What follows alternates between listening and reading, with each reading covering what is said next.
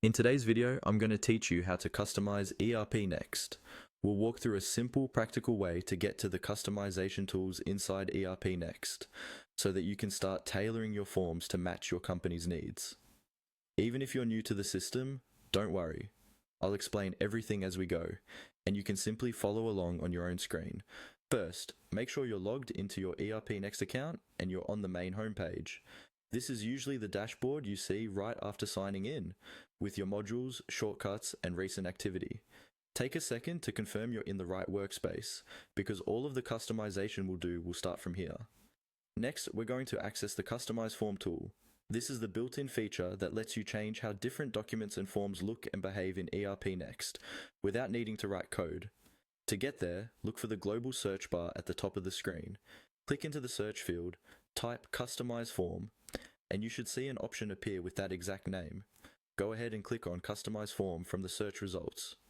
Once you click it, ERPNext will open the Customize Form page in a new view. This page is your central place for modifying existing forms, like sales invoices, purchase orders, or custom documents you might have added.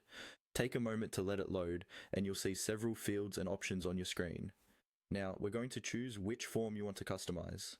At the top of this page, there is a field labeled Form or Enter Form Type. Click on that field. A drop-down list or a searchable list of all available doc types will appear. This list includes all the standard ERPNext forms, such as customer, item, sales order, and many others. Start typing the name of the form you want to work on. For example, sales invoice or customer. As you type, ERPNext will filter the list to help you find it quickly.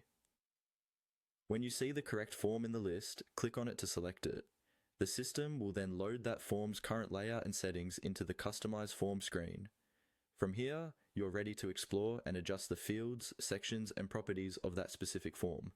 In the next part of your workflow, you can add or hide fields, change